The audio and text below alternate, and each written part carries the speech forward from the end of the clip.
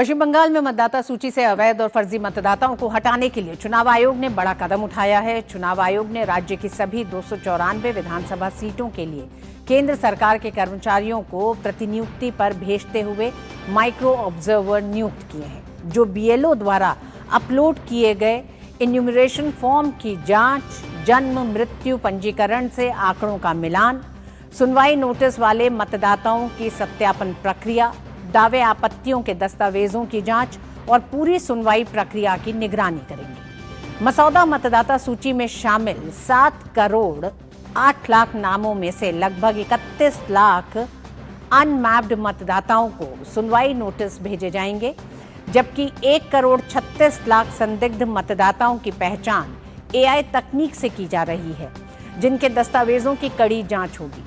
साथ ही एफआरआरओ से प्राप्त सूचनाओं के आधार पर बांग्लादेशी नागरिकों के नाम सूची से हटाने की कार्रवाई भी चल रही है। आयोग ने लापरवाही बरतने वाले अधिकारियों पर भी सख्ती दिखाई है, जहां कई बीएलओ और एईआरओ को कारण बताओ नोटिस जारी किए गए हैं। चुनाव आयोग का ये कदम मतदाता सूची को शुद्ध कर निष्पक्ष और पारदर्शी चुनाव सुनिश्चित करने की दिशा में बेहद अहम माना जा रहा है।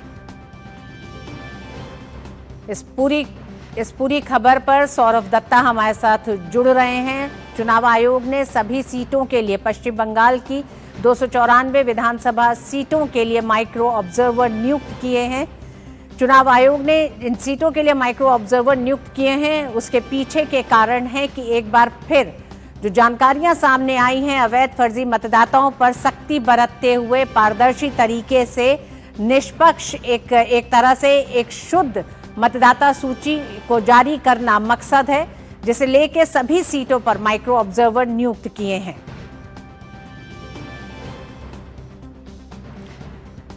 पश्चिम बंगाल में चुनाव आयोग का यह बड़ा कदम है। केंद्र सरकार के कर्मचारी प्रतिनियुक्ति पर बंगाल भेजे गए हैं। बीएलओ द्वारा अपलोड फॉर्म की जांच होगी।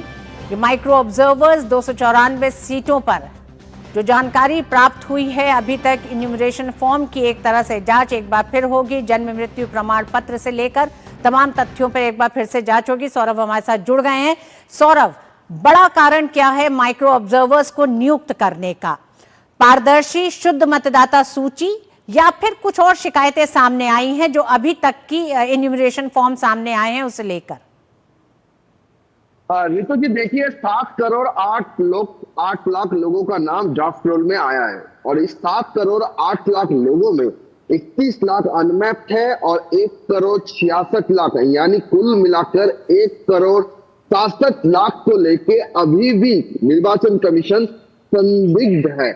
उसके लिए उनको क्लेम एंड ऑब्जेक्शन पीरियड और उसका जो एन्यूमरेशन फॉर्म किया है वो जांचा गया है, लेकिन ये काम अब राज्य के जो ईआरओ है या फिर एईआरओ है उनके भरोसे कमीशन नहीं छोड़ रही है। वो सेंट्रल गवर्नमेंट के जो एम्प्लॉइज है, ऐसे लोगों को इस काम के लिए वो जिम्मेदारी दे रहे हैं। और क्या काम करना पड़ेगा? काम एक, जो डिजिटलाइजेशन हुआ है इन्यूमरेशन फॉर्म का बीएलओ के द्वारा, उसको जांचा जाएगा। क्यों जांचा जाएगा? क्योंकि बारुईपुर ईस्ट में देखा गया है कि एक पॉलिटिकल अपॉइंटी जो एक पॉलिटिकल नेता है वहां के, वही बीएलओ पे काम कर रहे थे।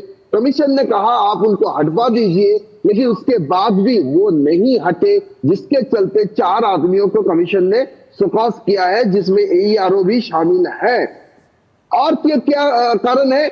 देखा जा रहा है कि जीवित व्यक्ति को मृत बनाया दिया गया है। देखा जा रहा है कि एक वोटर जो कोचबिहार के जो अशोकनगर के भी वोटर्स है और साथ ही साथ सैनपुर असेंबली कॉन्स्टिट्यूएंसी के भी वोटर है, ऐसा कैसे हो गया? इन सारे बातों को लेकर इन्यूमरेशन फॉर्म के ऊपर नजर रहेगी और डेट और बर्थ यानी जन्म और मृत्यु संक्रांत जो बर्थ सर्टिफिकेट दिए गए उसके ऊपर ही, क्योंकि ऐसा देखने को आया है कि एक घटना सामने आई है कि जहां पे देखा जा रहा है कि बच्चे का जन्म हुआ है 5 मार्च 2007 को और उसका सर्टिफिकेट इश्यू हो गया है पिछले साल 2006 को। तो 2006 के आधिकारिक पहले से जानते थे 1 साल बाद ये बच्चा पैदा होने वाला है।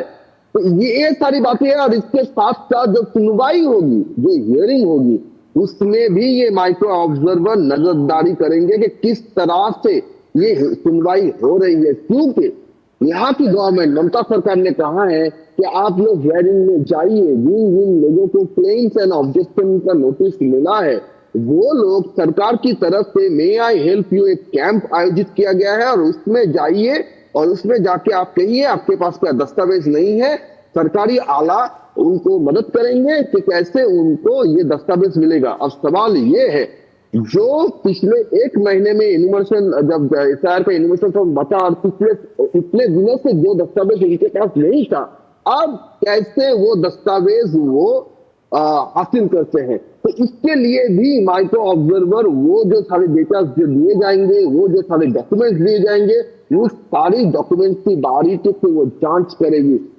मतलब एक तरफ से राज्य सरकार की जो आधिकारिक है, कहीं जाके ये पता चलता है कि संदिग्ध वोटर्स को हटाने में निर्वाचन कमीशन कोई भी रिस्क नहीं लेना चाहती है, इसलिए इतने सारे नंबर्स में वो माइक्रो ऑब्जर्वर नियोग करने के लिए नियोग किए हैं। नीतू जी, बिल्कुल बिल्कुल सौरभ, बहुत विस्तार से आपने बताया कि क्या क्या कारण रहे हैं। अभी तक राज्य इकाइयों ने जिस तरह से तमाम अधिकारियों ने एन्यूमरेशन फॉर्म में जो जानकारियां दी हैं, उन्हें एक बार फिर निर्वाचन अधिकारी, निर्वाचन विभाग पूरे एक तरह से पारदर्शी तरीके से एक बार फिर उस पूरी मतदाता सूची की गहन पड़ताल करना चाहता है। जो मतदाताओं को अगर एन्यूमरेशन फॉर्म में उनके पते और उनकी एक तरह से उनकी मौजूदगी पर किसी तरह का सवाल है, तो उन्हें एक मौका भी दिया जा रहा है कि अगर उनके पास कुछ तथ्य नहीं है तो वो एक बार फिर उन्हें साबित करें, सामने लेकर आए। जो कि लगातार ममता बनर्जी का कहना है कि अगर आपके पास पेपर्स नहीं है तो आप अधिकारियों के पास जाएं और उनसे एक गुहार लगाएं। तो एक मौका उनके लिए भी है।